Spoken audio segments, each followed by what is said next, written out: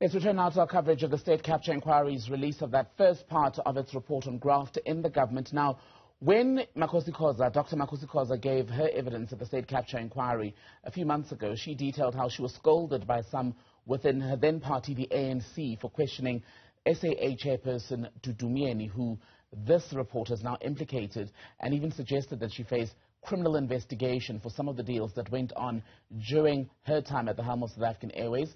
Let's get the reaction then tonight of Dr. Makhosi Khoza to the first part of the report now out. Dr. Khoza, a very good evening to you. Welcome to the program. So let's go back a few years.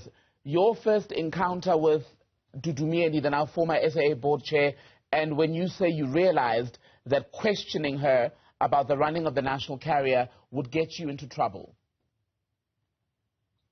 Well, yes, indeed. That's what I said, and that's what actually took place. And I do feel vindicated by the report of the commission. But I think it's beyond that. I really do think that as South African natives in particular, we've got to take this process as a blessing, as a learning curve, so that we understand what to do with power and what not to do with power. And I think we've had this process, and I think every one of us have a duty to learn from it. And do you think then, you mentioned vindication, do you think the findings of this report, these first findings, make up for the punishment and suffering that some had to endure from people like yourself, who you say were told not to raise questions, and those who blew the whistle internally? I'm a firm believer of consequence management.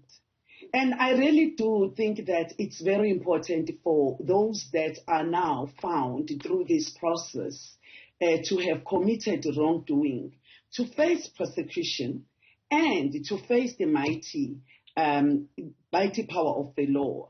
And I really do think that that is going to go a long way in actually teaching the next generation what not to do with power and what to do with it when you are there. And our recommendations then for people like Dudumieni to be pursued for criminal investigation and prosecution, do you think that is what is going to drill in among the leadership a sense of responsibility and that they will be held to account? You know, my view is that I think the ruling party has to take full responsibility of all the wrongdoings that have taken place. And I really do think that they are going to ensure that those that have deployed in government, they do what they are supposed to do. They must make sure that all those that are implicated do face the law. Because otherwise, what's the rule of law? If we are not going to respect our laws, then we might as well just live in a banana republic. And you were also, during your time in Parliament, on various portfolio committees, which are a key instrument as far as accounting and getting clarity on the work of departments. What is their role in a South Africa that wants to make its way towards a clean, accountable state? You know, I think that is why I'm saying this is a learning curve. I really do think that we need to change the electoral reforms in South Africa.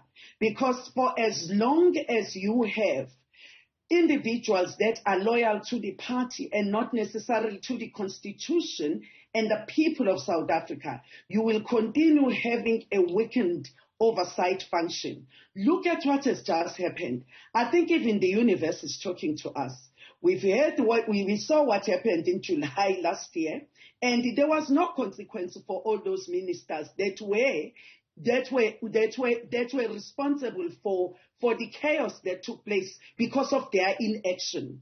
And what happened now? We promoted the minister. I'm not saying she's the one, but look now, we are sitting with a parliament that has been completely down. And I'm saying the universe is also talking to us as South Africa to say, just do the right things. So I am saying oversight function is going to be extremely critical going forward. We need to have men and women of integrity who are courageous and who are putting the interest of the citizens and the entire republic first. And the other recurring response to the findings of the Zondo Commission has been that we would be making a grave mistake as a country to reduce fixing the rot in the public service and indeed the private sector, because it too is complicit in the corruption that's said to have gone on, in reducing that to individuals, because real change is going to take more than just the removal of a bunch of people and replacing them with another lot if fundamentally there's no change? I'm looking at this in two ways. I think they are partially correct. We've got to have institutional changes. But if you are really wanting to send a strong message, I mean, you can't hold the entire institution accountable as an institution. Institutions have warm bodies within them.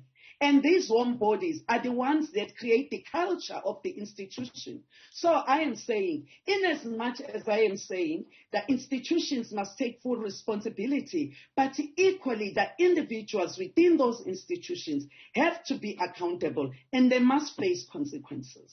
Dr. Makhosi Khoza, good to speak to you tonight, ma'am. Thank you for your time. Thank you very much, and thanks for having me.